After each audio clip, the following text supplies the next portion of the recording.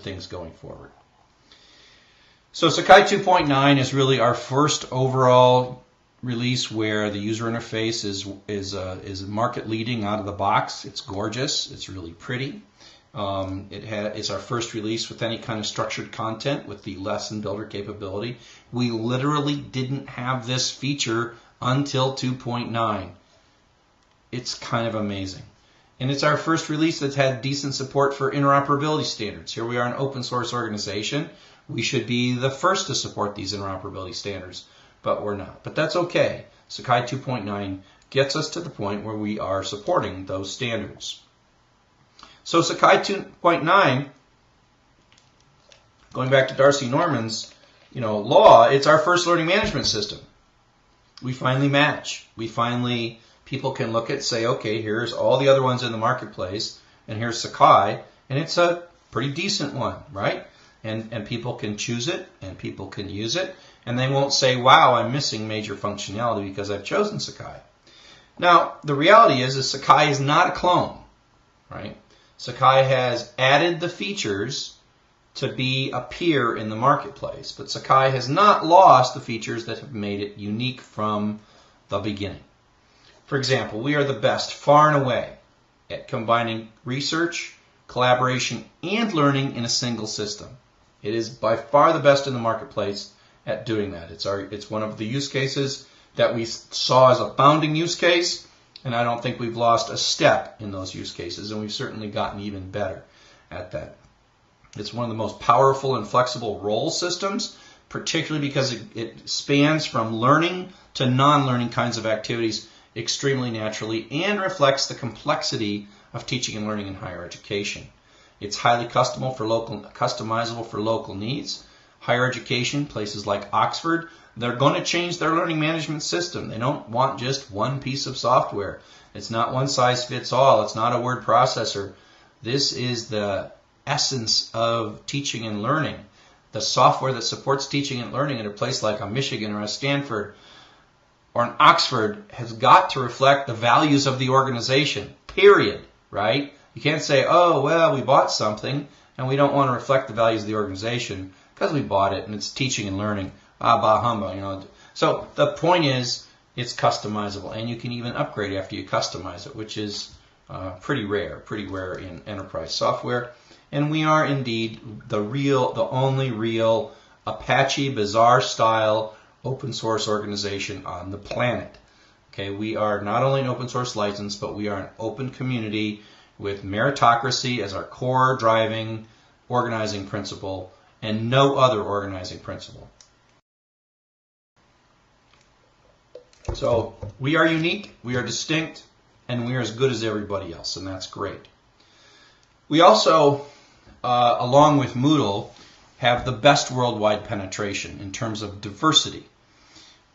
Companies like Blackboard are in, Europe and the larger markets, but the beauty of open source is we are naturally gravitated towards any market and every market, and if there is 3 schools in Turkey, then by golly, there will be a Turkish translation, period.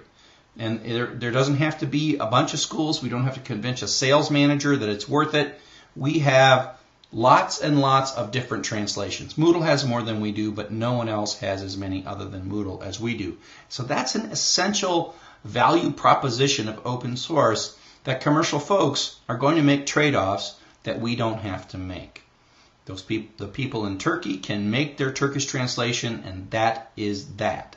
They control their own destiny, and yet they don't have to write the whole software. They just have to maintain a translation. So this is something that we should not lose sight of, right? It's not just the American market. It's not just the market share.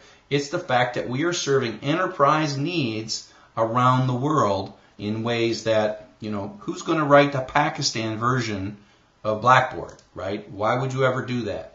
But for us, we've got 2 installations. So that's important. That's a value that we have. The other thing that's really cool is that we are uniquely higher education. We've been unsuccessful, not that we have no customers in secondary education or continuing further education, but we we're strongest in higher education, and it shows if you look at the schools that have the top 20 schools, 25 schools in the learning management systems that they use. Sakai, by a large margin, is the most popular learning management system among the world's leading universities, and that's, I think, very exciting. As I mentioned, we are open, open, open. We are open source, open community, open planning, open everything, right? We are guided by a group called the TCC, the Technical Coordination Committee. We hope to rename that soon to the PMC, the Project Management Committee. Rutgers and Stanford are not represented on the TCC, but I want to call attention to their tremendous contributions. This is a group. Often open source ends up with a benevolent dictator. We have not taken that as our strategy. Our strategy has been to create a group, a committee of the committed, the people who are working and have proven for some nearly 10 years now that they believe strongly in the needs of the community above their own, at times even their own organization's needs. These are not the people who feel the sense of power. These are the people who feel a sense of responsibility, people who feel like it is their job to make sure that these patches work. And so this is the heart and soul of the Sakai community, and not necessarily sitting in judgment above the Sakai community, but instead serving the entire Sakai community. I should talk a little bit about my role in Blackboard. My official position in Blackboard is the Sakai Chief Strategist. That's it, something like that. There was a time back toward the beginning of 2012 that it seemed to me as though Sakai 2.9 was never going to happen.